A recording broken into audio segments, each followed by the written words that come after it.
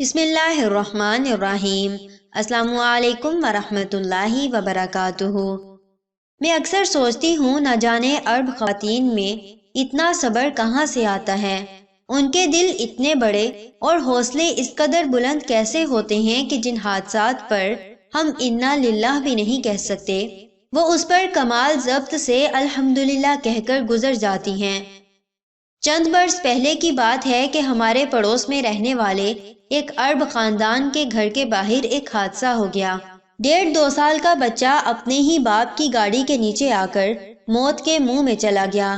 یکدم چیخو پکار کی آوازیں سنائی دینے لگیں اور پھر اچانک سے مکمل خاموشی چھا گئی۔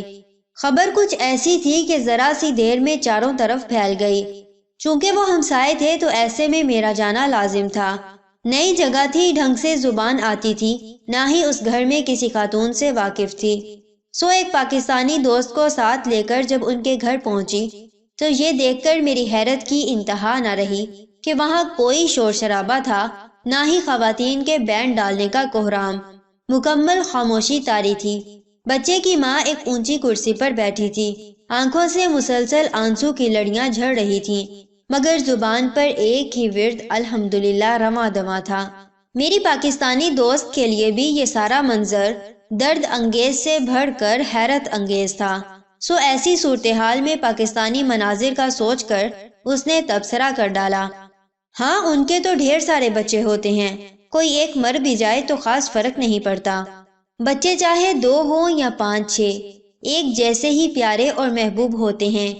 لیکن ہمارا تعلق ایک ایسے معاشرے سے ہے جہاں اگر کوئی 10 سال کی تکلیف دہ معذوری کے بعد بھی فوت ہو تو گھر والوں کی زبان سے الحمدللہ سن کر لوگ طرح طرح کی باتیں بناتے ہیں کہ شاید یہ جانے والے سے تنگ آ چکے تھے، اس لیے اس کے مرنے پر اللہ کا شکر کر رہے ہیں۔ میرے پاس کچھ عرب خواتین قرآن پاک کی تعلیم لیتی ہیں۔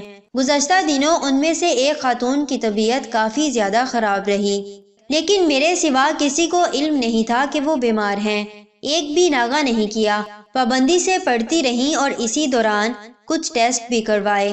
جس دن رپورٹس آئیں اس دن بھی روزانہ کی طرح پہلے سبق سنایا، پھر کسی معمول کی خبر کی طرح ہلکے پھلکے انداز میں اطلاع دی کہ ڈاکٹر نے کہا ہے کہ آپ کا جگر ختم ہو چکا ہے، فوری طور پر پیوند کاری کرنی پڑے گی، ورنہ آپ کی جان کو خطرہ ہو سکتا ہے۔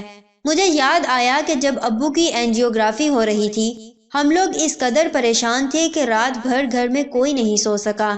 میں سارا وقت یوٹیوب پر دیکھتی رہی کہ یہ کیا ہوتا ہے، کس طرح ہوتا ہے اور کس قدر تکلیف دہ مرحلہ ہوتا ہے۔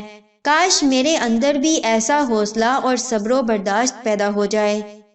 کاش مجھے بھی ایمان کی وہ مضبوطی نصیب ہو جائے کہ میں ہر موقع پر دل سے الحمدللہ کہہ سکوں۔ اللہ سے دعا ہے کہ اللہ پاک ہم سب کو صبر اور برداشت کرنے والا بنائے۔ عدم برداشت بہت سارے مسائل کو جنم دیتی ہے۔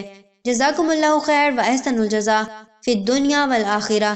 السلام علیکم ورحمۃ اللہ وبرکاتہ۔